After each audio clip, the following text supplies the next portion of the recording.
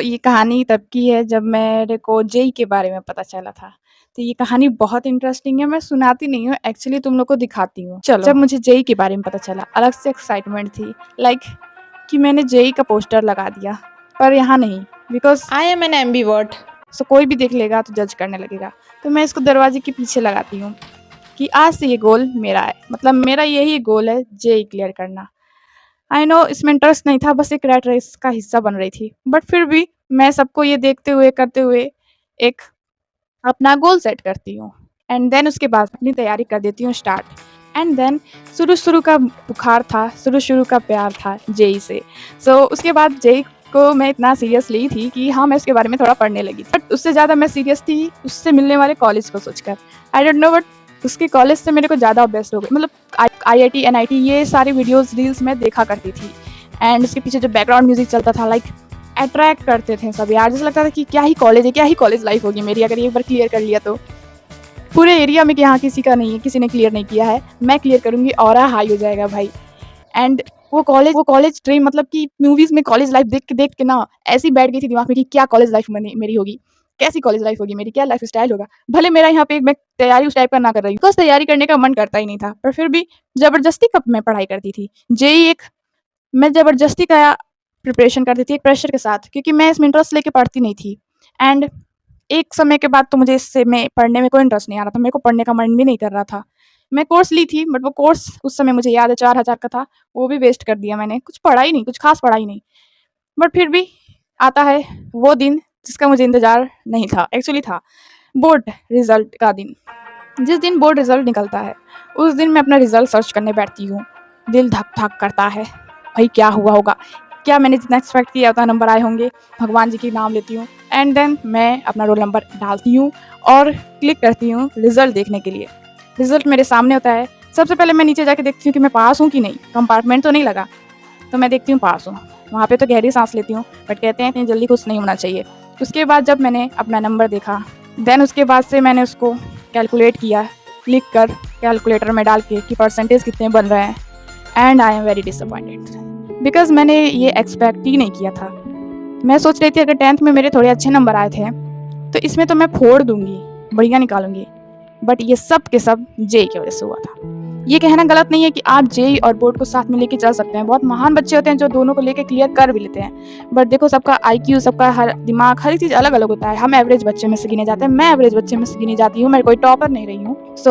I am very disappointed. उसके बाद क्या? उसके बाद तो ज़िंदगी सूखी-रूखी लगने लगी थी। क्यों? क्योंकि मुझे अपने मम्मी-पापा को ये बात बतानी थी। एंड ये मम्मी-पापा को मैं कैसे बताऊँ कि मेरे रिज़ल्ट कैसे आए हैं? मैंने उस दिन इतना रोया, मतलब मैं इतना रोई कि कैसे हो गया ये? बट क्यों हो गया? मुझे लगा कि 12th का रिज़ल्ट ही मेरी ज़िंदगी डिसाइड करेगा और अब सब खत्म हो गया है। अब कुछ बचा ही नहीं है। मम्मी-पापा का रिएक्शन भी हो गया, सब कुछ हो गया। उसके बाद तो मेरे दिन ऐसे कट रहे थे लाइक कुछ नहीं, कुछ करने को है ही नहीं। क्या करूँ? कुछ समझ नहीं आ रहा है। जो कर रही थी उसमें इंटरेस्ट तो आ नहीं रहा है। अब वो जो आईआईटी, एनआईटी था ना, वो भूत भी उतर गया था। अब कोई कॉलेज भी दिखाता था ना तो मुझे इतना वो नहीं रहता कि हाँ, जाना है या अट्रैक्शन टाइप का जो नया-नया था ना कि हाँ भाई, क्या ड्रेसिंग सब चीज़ें थी, हाँ, कूल लग रहा था। बट अब कुछ नहीं, सब रूखा-सूखा लग रहा था। ब्लैक एंड व्हाइट हो गई थी मेरी ज़िंदगी। चुपचाप रहती थी। मेरे को पापा इधर पूछते थे, "बेटा बताओ क्या करना है, क्या करना है?" मैं भी सोचती थी कि मैं क्या बताऊँ? ड्रॉप के लिए बोल दूँ क्या कि जेईई के लिए ड्रॉप लूँगी। बट क्या गारंटी कि मैं आगे फिर पढ़ पाऊँगी या फिर इसी तरह क्विट कर दूँगी। आई मीन अपनी प्रिपरेशन क्विट कर दूँगी। एंड फिर से पापा का पैसा हो सके तो वेस्ट हो जाए। वेल क्या मुझे सच में करना चाहिए? मुझे क्या ड्रॉप लेना चाहिए? क्योंकि मेरी फ्रेंड्स ड्रॉप ले रही थी एंड मैं बस सोच रही थी अभी, सोच रही थी। फिर मैं डिसाइड करती हूँ कि नहीं, मुझे ड्रॉप नहीं लेना है। मुझे ड्रॉप नहीं लेना है। मैंने सोचा कि क्यों नहीं प्राइवेट कॉलेजेस सर्च करती हूँ, जो अच्छे कॉलेजेस हों और उसमें पढ़ने का, उसमें एंट्रेंस एग्ज़ाम देके जाने का प्रयास करती हूँ because I think JEE is not for me. मेरे लिए तो नहीं है, बट मैं ये नहीं कहूँगी कि सबके लिए ऐसा नहीं है। बहुत लोग को हैं जो अपनी जी-जान, अपना खून पसीना सब बराबर करके उस पे प्रिपरेशन कर रहे हैं। एक बार नहीं निकल रहा तो दूसरी बार कर रहे हैं एंड बहुत सही है। अगर आप इंटरेस्टेड हो तो करो, no problem. But I am not interested और ये बात मुझे थोड़ी लेट पता चली, that's why I make this video कि आप ये गलती मत करना। तो उसके बाद मैंने अपना लैपटॉप उठाया और कॉलेजेस सर्च करने लगी। एक से एक कॉलेजेस मैंने लिस्ट में डाले अपने और उसके फ़ीस कितनी है ये डाली, क्योंकि मेरे को अब था कि मैं प्राइवेट कॉलेज से बीटेक करूँगी। तो एक साइड फ़ीस लिखती थी और एक साइड कॉलेज और नियर बाई के मतलब नज़दीक में कौन से कॉलेजेस हैं। बात लिखने की नहीं थी। जब ये डिसीज़न मैंने अपने पेरेंट्स, अपने घर वालों को सामने ये रखा कि हाँ, ऐसी-ऐसी बात है। पहला रिएक्शन ये था कि हमें कहीं बाहर जाने नहीं दिया जाएगा पढ़ने के लिए। अब ये बताओ यार किसके घर में ये प्रॉब्लम है, मतलब घर से ज़्यादा दूर जाने की इजाज़त नहीं है। ठीक है, कोई बात नहीं। यहाँ तक तो ठीक था कि घर से ज़्यादा दूर नहीं जाना है, पास में ही चलेगा। लेकिन करेंगे बीटेक ही, तो क्या ही है, तो मैंने पास के जितने कॉलेज थे वो निकाले। देन यहाँ एंट्री होती है मेरे मामा की। मैंने जैसे पहले वीडियो में बताया था ये बात, बट फिर भी अभी दिखा रही हूँ तो समझो कि क्या हुआ था और तुम ये गलती मत करना। मामा ने बोला, "बेटा तुम्हारा मैथ थोड़ा कमज़ोर है, तुम बीटेक कर लोगी? आई मीन अगर तुम्हें लगता है तभी, क्योंकि आगे 4 साल की बात है।" बात उनकी सही थी। अगर मैं आज ऐसे बीटेक कर लेती, आई मीन घुस जाती उस लाइन में, जो मुझे सच में हार्ड लगता है, या फिर कह लें बस करने को कर रही हूँ, डिग्री के लिए कर रही हूँ। मुझे उसके बारे में सच में कुछ पता भी है, क्यों कर रही हूँ? और मेरा तो मैथ भी थोड़ा-सा वीक है। क्या मैं उसको हैंडल कर पाऊँगी, या फिर ऐसा होगा कि फीस लगा के मैंने 1 साल पढ़ा और दूसरे साल में मैंने सरेंडर कर दिया, आई एम आउट। ऐसा तो नहीं होता ना हर जगह, हर बार वैसा नहीं होगा। सो दैट्स व्हाई जब मैं कॉलेजेस सर्च कर रही थी, तो मैं बहुत से कॉलेजेस का फ़ोन आता था। उस समय तो मेरे मोबाइल पे इतने कॉलेजेस के फ़ोन आते थे ना, मतलब पूछो मत, कि आप प्रिया सिंह से बात हो रही है क्या? मेरी बात प्रिया सिंह से हो रही है? Yes, yes, yes, I am. और वो बताती थी अपने कॉलेजेस के बारे में वगैरह-वगैरह, मैं लिख लिया करती थी उन्होंने क्या डिटेल्स दी हैं। एंड ये चीज़ें करते वक़्त मुझे भी लग रहा था कि मुझे अच्छा नहीं लगता, तो मुझे लगता था कि यार ये गलत है, मतलब क्यों ही कर रही हूँ? ये क्या करने से सच में ये सही है, या फिर आई डोंट नो, बस मैं कर रही थी, बस कर रही थी। तो जब ये बात मामा ने बता दी और मैंने अपना डिसीज़न फिर वापस ले लिया। अब मेरे पास करने को कुछ नहीं था और ना ही सोचने को कुछ था। क्या सोचूँ? कुछ समझ ही नहीं आ रहा था। देन ऐसे मेरी ज़िंदगी कट रही थी धीरे-धीरे।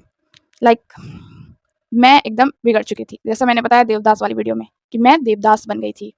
एंड अब देवदास बन गई थी, तो इसमें मैंने 1 साल अपने बिता दिए थे। कुछ महीनों बाद मुझे रियलाइज़ होता है कि लाइक नहीं, मुझे ये नहीं बनना था, मैं ये क्या बनते जा रही हूँ। ऐसा थोड़ी था, मेरे को ये सब चीज़ें नहीं करनी थी, मेरे को ऐसे आलसी बन के नहीं रहना था। और एक बात बताऊँ क्या, जब उस फ़ेज़ में मैं ऐसे लेज़ी जैसे रहती थी, लाइक अ पिग, ऐसे पड़ी रहती थी बस, उड़ती थी, खाती थी, पीती थी। उस समय ना मेरे कंटेंट, मेरा फ़ीड भी इस टाइप का था, लाइक मोटिवेशनल वीडियोज़ जब आते थे, तो जब मैं देखती थी, लाइक क्या दिखाता था पता है? आप लेजी नहीं हो। आप लेजी नहीं हो, बिल्कुल भी नहीं हो। आप तो बस अपने जंग के लिए तैयार हो रहे हो, अपने मकसद के लिए, अपने लक्ष्य के लिए रेडी हो रहे हो, थोड़ा समय दे रहे हो। और मैं भी लाइक यस, मैं भी शायद यही कर रही हूँ। मैं लेज़ी थोड़ी हूँ। मैं तो किसी अपने लक्ष्य के लिए रेडी हो रही हूँ, सोच रही हूँ, समझ रही हूँ करना है। यार इसलिए कहती हूँ मोटिवेशनल वीडियोज़ मत देखा करो, मत देखा करो। अलग ही लेवल का तुम्हें चढ़ा देते हैं। देन उसके बाद से मैंने ना बुक्स भी खरीद रखी थी। See atomic habit. अब ये बुक मैंने पढ़ी भी, बट कोई फ़ायदा हुआ नहीं। देखो तुम भी यही ऐसा हो सकता है कि तुम देख के बुक्स खरीद लो मोटिवेशनल वाली, बट कह रही हूँ ना, नहीं होता है कुछ भी फ़ायदा। उस फ़ेज़ में तुम्हें कुछ अच्छा नहीं लगेगा, तुम कुछ भी ट्राई करोगे अच्छा नहीं लगेगा, करने की कोशिश करोगे, हो नहीं पाएगा, प्रोक्रास्टिनेट करते रहोगे, कल से नई शुरुआत, कल से नया दिन, हैप्पी न्यू ईयर, कल से एकदम न्यू रेज़ोल्यूशन, कुछ नहीं होता। तुम्हें क्या लगता है 1 साल बर्बाद किया, जब दूसरा साल आया तो मैंने भी न्यू ईयर के दिन नए रेज़ोल्यूशन बनाए एंड स्टार्ट करने का कोशिश किया। देन फिर कुछ नहीं, अपने आप ही बोर होते-होते लेज़ीनेस से भी बोर हो गई मैं। खुद का मन, खुद का जब तक मेरी आत्मा जागी नहीं, खुद से मैं जागी, कोई मोटिवेशनल वीडियो नहीं। कुछ याद आ गया, क्यों स्टार्ट किया था मैंने ये? बस वो वापस सोच के मैंने दोबारा अपने आप को सुधारने की कोशिश की and I was found my real real गोल। मतलब मैं अभी तक जिस रैट रेस का हिस्सा बनी थी, उससे मैं बाहर आ चुकी थी और इन सालों में समय वेस्ट तो हुआ, बट एक बात मुझे बिल्कुल अच्छे से पता चल गई कि मेरे को क्या करना था। एक्चुअली ड्रीम क्या था? छोटे से लेकर अब तक मैंने अपने लिए क्या सोचा था और मुझे क्या करना था, वो याद आता है मुझे। तब मुझे याद आता है कि मुझे ये पहले से करना ही नहीं था। मैं जब अपने कोचिंग में इसको देखकर कि लोग यही कर रहे हैं, जेईई कर रहे हैं, जेईई कर रहे हैं, सबका देख-देख के मैंने रैट रेस मैं भी जेईई करने लगी थी। बट उस कोचिंग के समय भी, उस कोचिंग से पहले क्लास 12th के पहले एक्चुअली मेरा वही ड्रीम था, जो मैं अब कर रही हूँ, गवर्नमेंट एग्ज़ाम की तैयारी। बट कुछ लोगों की वजह से वो चीज़ें मेरी चेंज हो गई थी। मेरी सबसे बड़ी गलती यही थी कि मुझे अपने ही चीज़ पे अटे रहना चाहिए था। कुछ लोगों का देखकर अपना रास्ता नहीं बदलना चाहिए था। दैट्स वेरी मतलब सबसे गंदा मिस्टेक था ये मेरी लाइफ़ का। तुम भी मत करना। अगर तुम्हारा ड्रीम कुछ भी हो सकता है, लाइक क्या पता तुमको एनडीए में जाना हो। पता है ना एनडीए? सीधा ऑफिसर लेवल का मिलता है तुम्हें रैंक, या फिर क्या हो सकता है कि तुम एसएससी करना चाहते हो, या फिर बैंकिंग करना चाहते हो, क्या पता तुम कुछ और भी करना चाहते होगे, बहुत से ऑप्शन है। तुम खुद में जानो, खुद को पहचानो। ज़रूरी नहीं है कि लोगों का देख के जेईई नीट करो। जो जेईई नीट कर रहे हैं, उनका ये सपना बचपन से हो सकता है कि उन्हें डॉक्टर बनना था, उन्हें इंजीनियर बनना था, तो वो कर रहे हैं। बट इट्स नॉट इम्पोर्टेंट, ये ज़रूरी नहीं है कि तुम्हारा भी वही एम हो। समझ रहे हो ना? That's that's good. अब सब चीज़ें सही होने वाली थी, बिकॉज़ अब मैंने ले लिया था प्रण, भैया करना क्या है मुझे। मैंने गवर्नमेंट एग्ज़ाम को ठान लिया था कि मेरा जो असल में मैंने जिस चीज़ के लिए स्टार्टिंग की थी, जहाँ से शुरुआत किया था, जिसके सपने मैंने पहले ही देखे थे, वही करूँगी। किसी का भी देख के नहीं चलूँगी। इससे पहले की स्टोरी में देखना कि गवर्नमेंट एग्ज़ाम का जब मैंने सोचा, उसके बाद भी मेरे साथ क्या हुआ था। लगता था कि लाइक अब कोई भी कॉलेज मिल जाए, कोई भी लोकल कॉलेज ही मिल जाए, बट मिल जाए। बिकॉज़ घर में रह के दिमाग पक रहा था और मैं चाहती थी बाहर थोड़ा-सा जाना-आना। मैं चाहती थी कि अब मैं घर पे रह के नहीं, ऑनलाइन स्टडी नहीं करना चाहती थी, बट मैंने किया। मैं वापस से जब गवर्नमेंट एग्ज़ाम की प्रिपरेशन करने वाली थी, तो ऑनलाइन ही किया, क्योंकि ये भी मेरी मजबूरी थी, क्योंकि ऑफलाइन कोई इंस्टीट्यूट नहीं है आस-पास। देन अब तो किसी भी कॉलेज के लिए मेरी चाह थी, कोई भी कॉलेज मिल जाए। एंड आज ऐसे करते-करते 2 साल हो गए हैं एंड मैं अभी किसी कॉलेज में नहीं हूँ। बट आई वाज़ थिंकिंग कि दिस ईयर मैं किसी न किसी कॉलेज में सेटल हो जाऊँ। अब देखो, स्टोरी खत्म तो यहाँ वैसे भी नहीं होती है। इसके बाद भी कुछ होते हैं, बहुत कुछ होते हैं, जो कि मैंने एक वीडियो में बताया कि गवर्नमेंट एग्ज़ाम वाली, ठीक है? कि क्या होता है, क्या करती हूँ फिर। बट इतना तो तुम्हें एक सीख मिलनी चाहिए। पता है क्या? मैं एक चीज़ बताना चाहती हूँ आप लोग को, अभी तक जो भी मैंने फेस किया है, उसका कंक्लूज़न मैं निकाल के एक चीज़ आपको बताना चाहती हूँ। लाइक आप जिस भी एग्ज़ाम की प्रिपरेशन कर रहे हो, मेबी वो गवर्नमेंट एग्ज़ाम हो सकता है, या फिर नीट, या फिर जेईई, कुछ भी हो सकता है। तो पहले तुम ये डिसाइड कर लो, जिस भी एग्ज़ाम की तुम प्रिपरेशन कर रहे हो, कि लाइक तुम इस एग्ज़ाम को सच में क्लियर करना चाहते हो कि नहीं? आई मीन ये तुम्हारा सच में एम है कि नहीं? या फिर तुम किसी को देख कर ये स्टार्ट कर दी हो इसकी प्रिपरेशन करना। स्टार्टिंग में देखो सब अच्छा लगेगा, नया-नया रहेगा, तो तुमको इंटरेस्टिंग भी लगेगा, तो तुम्हें लगेगा नहीं, नहीं कोई गलत नहीं है, सब सही है। बट असल में कुछ दिन बाद तुम्हें समझ में आएगी कि तुमने बहुत बड़ा गलत डिसीज़न ले लिया है।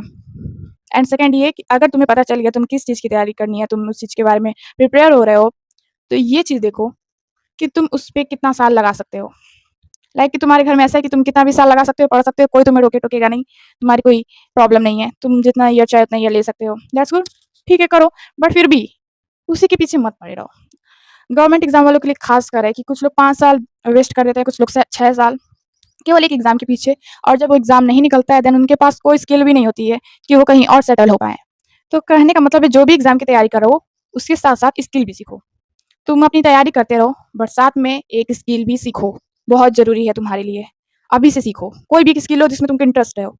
अगर तुम्हें नहीं पता कि कैसे क्या करना है, देन उसके लिए भी मैं आई विल ट्राई कि एक वीडियो लाऊँ। बट फिलहाल स्किल सीखना ज़रूरी है, तुम जो भी प्रिपरेशन कर रहे हो, क्योंकि ये तुम्हारे फ्यूचर को सिक्योर करेगा, ठीक है? अब बहुत लोग कहेंगे कि नहीं, मेरा कोई ऑप्शन बी नहीं है, मेरा तो एक ही ऑप्शन है, मैं बस जिस गोल पे टिकी हूँ उसके या टिका हूँ, उसके अलावा कुछ और नहीं करने वाला।